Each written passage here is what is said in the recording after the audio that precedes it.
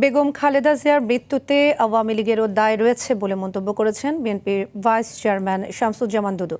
তিনি বলেন, জনগণ ঐক্যবদ্ধ থাকলে আসন্ন জাতীয় নির্বাচনে কোনো বাধাই কাজে আসবে না। সকালে রাজধানী জিয়া উদ্যানে বেগম খালেদা জিয়ার সমাধিতে শ্রদ্ধা নিবেদন শেষে সাংবাদিকদের এসব কথা বলেন তিনি। এ সময় শামসুজ্জামান দুদু বলেন, বেগম জিয়ার আদর্শ অনুসরণ করা মানে গণতন্ত্রের পথে এগিয়ে যাওয়া। অভিযোগ করেন, নানা জায়গায় পরিকল্পিতভাবে বিশৃঙ্খলা সৃষ্টি করা হচ্ছে। তিনি আরও বলেন, একটি অবাধ ও সুষ্ঠু নির্বাচন নিশ্চিত করতে সবাইকে ঐক্যবদ্ধ থাকতে হবে।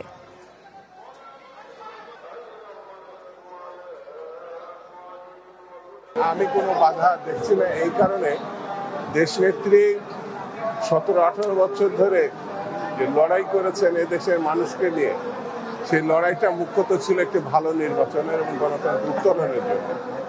সেই লড়াই মানুষকে ঐক্যবদ্ধ করেছিলেন তিনি।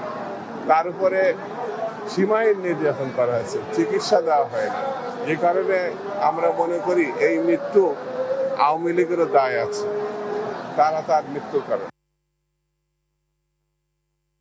মনোনয়ন বাতিলের আপিল কার্যক্রমের বিষয়ে জানাতে আগারগাঁও নির্বাচন কমিশন থেকে সরাসরি যুক্ত হচ্ছেন সহকর্মী বিপুল দেবরায়।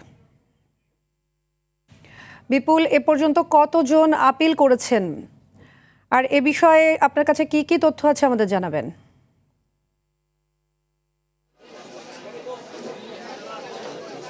সাদিয়া, আপনি জানেন ত্রয়োদশ জাতীয় সংসদ নির্বাচনে মনোনয়নপত্রে যাচাই বাছাইয়ের যে বিষয়টি সেটি গতকালকে শেষ হয়েছিল বিকেল 5টায়, রবিবার বিকেল 5টায় শেষ হয়েছিল এবং সেখানে আমরা জানি যে 1842 জনের মতো প্রার্থী কিন্তু বৈধতা পায় এবং সেক্ষেত্রে আমরা জানি 723 জন প্রার্থী কিন্তু তাদের প্রার্থিতা বাতিল হয় এবং যারা বাতিল হয়েছে সে প্রার্থীরা আজকে অর্থাৎ সকাল থেকে সেটার বিরুদ্ধে যারা সংক্ষুব্ধ প্রার্থী রয়েছেন তারা আপিল করার সুযোগ রয়েছে এবং সেইটা অনুযায়ী কিন্তু আজকে সকাল থেকে এই প্রার্থীরা এখানে আসছে নির্বাচন কমিশন ভবনে এবং তারা কিন্তু আপিল করছেন এবং আমরা যতটুকু জানি আজকে নির্বাচন কমিশনের ভবনে প্রায় 10টি বুথ খোলা হয়েছে, অর্থাৎ বিভিন্ন অঞ্চল ভিত্তিকভাবে চট্টগ্রাম, কুমিল্লা, সিলেট, ঢাকা, ময়মনসিংহ, বরিশাল, ফরিদপুর এই সব বুথে কিন্তু বিভিন্ন অঞ্চল থেকে যারা প্রার্থীরা রয়েছেন সেসব সংসদীয় আসনের প্রার্থীরা এসে কিন্তু তারা কিন্তু আপিল করছেন এবং আমরা সকাল 11:30 নাগাদ আমরা যতটুকু তথ্য পেয়েছি এই পর্যন্ত প্রায় 3 জন প্রার্থী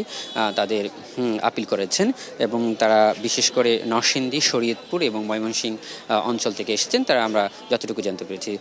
আপনাকে আরেকটা বিষয় জানিয়ে দিতে চাই যে আসলে গতকালকে যে যাচাই বাছাইয়ের মধ্যে দিয়ে কিন্তু আমরা জানতে পেরেছি যে বিএনপির প্রায় 27 জন প্রার্থীর মনোনয়ন বাতিল ঘোষণা করা হয়েছে। অন্যদিকে বাংলাদেশ জামায়াত ইসলামীর 9 জন, জাতীয় পার্টির 57 ও ইসলামী আন্দোলন বাংলাদেশে 41 জনের মনোনয়নপত্র বাতিল করা হয়েছে। তবে এই ক্ষেত্রে আমরা এটাও তথ্য পেয়েছি যে বিএনপির যে মনোনয়ন 27 জনের বাতিল হয়েছে তারা দলীয় পরিচয়ে মনোনয়নপত্র দাখিল করেছিল, তবে দলীয় প্রত্যয়নপত্র তাদের ছিল না, সেই জন্য তাদের কিন্তু বাতিল করা হয়েছে।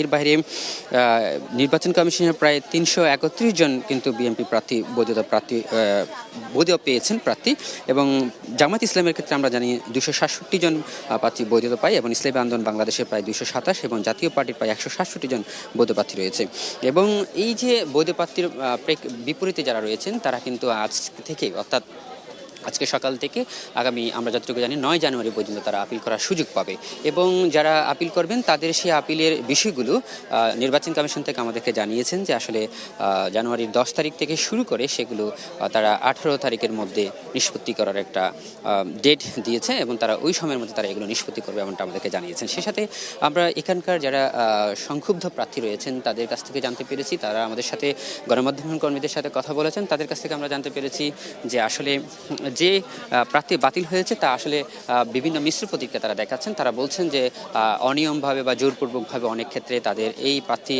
বৈধতা চ্যালেঞ্জ করার ক্ষেত্রে তারা কিন্তু অনিয়ম দেখিয়েছেন রিটার্নিং কর্মকর্তারা, বিশেষ করে বিভিন্ন প্রভাবশালী যারা দল রয়েছে তাদের পক্ষ থেকে তাদের উপর চাপ সৃষ্টি করেছে, তারা এমনটা আমাদেরকে অভিযোগ জানিয়েছেন। তবে তারা আশাবাদী যে আসলে এখানে যে আপিল করেছে সে আপিলের মধ্যেও তাদের প্রার্থীতা ফিরে পেতে পারে। তো সাদি, এই ছিল আমার কাছে সর্বশেষ তথ্য। বিপুল, আপনাকে ধন্যবাদ।